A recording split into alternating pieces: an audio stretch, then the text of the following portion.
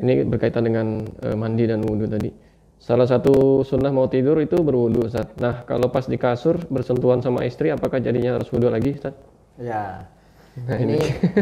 pernah ada kisah, ini kisah nyata ya, kisah nyata di kampung kami ya. Ada orang soleh ya, orang soleh dia itu lucu. Ketika tidur sama istrinya, dia tuh pakai gamis, ya. Dia membelakangi istrinya, jauh dari istrinya. Kenapa? Takut batal. Takut batal dan tidak mendapatkan keutamaan hadis-hadis wudhu sebelum sholat. Kan ada hadis-hadis yang menjelaskan tentang keutamaan berwudhu sebelum tidur ya, berwudhu ketika tidur. Mungkin kita bacakan hadisnya. Salah satunya adalah hadis man bata tahiran bata fi syi'arihi malak. Barang siapa tidur dalam kondisi bersuci, maka sesungguhnya di rambut-rambutnya ada malaikat ya, yang senantiasa la yastaiqudhu illa qala, dan tidak akan terbangun kecuali akan mendoakan Allahumma ghfir li 'abdika fulan fa innahu bata tahiran. Ya Allah, ampuni hamba ini ya, karena dia tidur dalam kondisi suci. Ya. Itu pertama. Yang kedua, bahwasanya tidur itu kan ibarat dari sebuah kematian. Para ulama mengatakan sama dengan kematian ya. Maka ketika seorang ingin mati itu berharap dalam kondisi terbaik ya. Dia ingin mati dalam kondisi apa? Berwudu. Itu yang kedua. Yang ketiga adalah dikatakan asdaqul ru'ya. Bahwasanya menjadikan mimpi-mimpi dia itu mendekati kebenaran. Artinya ketika seorang mimpi dan kemudian mimpi itulah mimpi yang dimaksud ru'yah. Ru'yah yang mimpi itu bisa ditafsirkan, bisa ditafsirkan mimpinya itu adalah mimpi yang dia sebelum tidur dia berwudu dulu. Kemudian selanjutnya adalah lebih menjaga kita dari godaan syaitan. Artinya jadi mudah bangun ya. Kemudian bangunnya jadi lebih segar dan seterusnya ya. Enak. Maka di sini ada permasalahan bagaimana misalkan ketika tidur yang suami istri, apakah harus menjauh ya? Kenapa? Bersentuhan dengan istri membatalkan wudhu, ya nggak?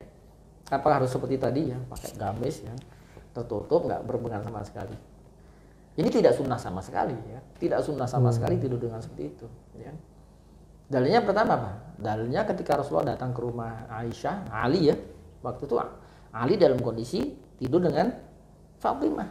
Bahkan kemudian Ali mau berdiri, disuruh tetap saja dalam kondisi tetap tidur dengan Fatimah satu ranjang.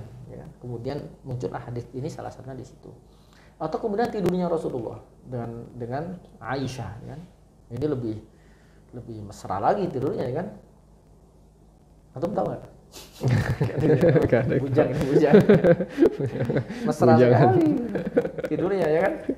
Itu Rasulullah sedang sholat malam ya kan? Tempatnya kan kecil ya.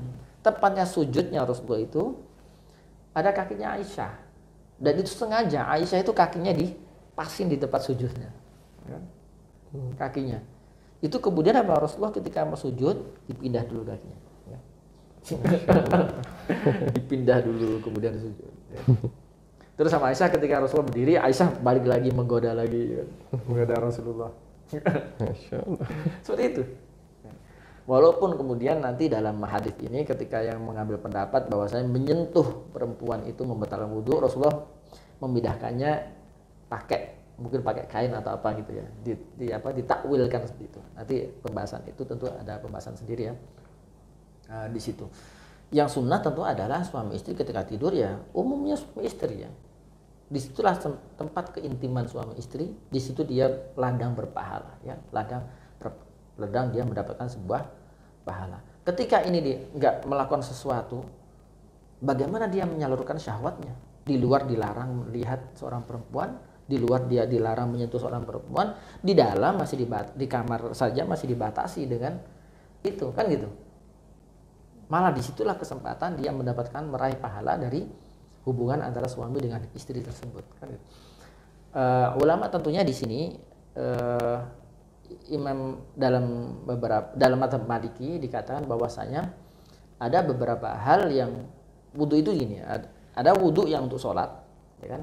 Ada wudhu yang untuk tidak sholat. Misalkan wudhu hanya sekedar pingin wudhu saja, kan gitu.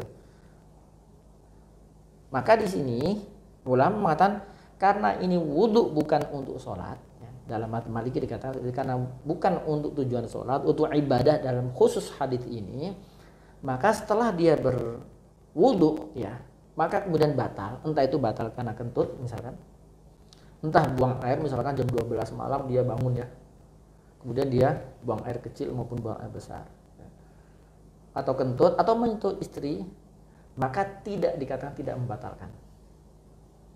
Tidak membatalkan kecuali jima. Karena jima ada hadis memang setelah jima harus berwudu, ya kan? Harus berwudu. Itu dalam mazhab Maliki dikatakan seperti itu. Dalam mazhab Maliki dikatakan seperti itu, bahwasanya tidak membatalkan. Walaupun memang ada yang mengatakan harus tetap berwudu. Tetapi saya lebih mengutip pendapat ini, ya. Kenapa? Ini adalah sebuah wudu, tujuannya ibadah tidur, ya. Tujuannya ibadah tidur, bukan untuk sholat yang tidak dipengaruhi dengan kentut, buang air maupun menyentuh istri. Terlepas dari perbedaan pendapat apakah menyentuh istri itu batal atau tidak. Masya Allah. Seperti itu. Mudah-mudahan bisa memang terjawab pertanyaan yang tadi. Jadi kalau sudah wudhu dengan istri, karena itu bukan untuk sholat, jadi tidak membatalkan wudhu karena itu untuk ibadah.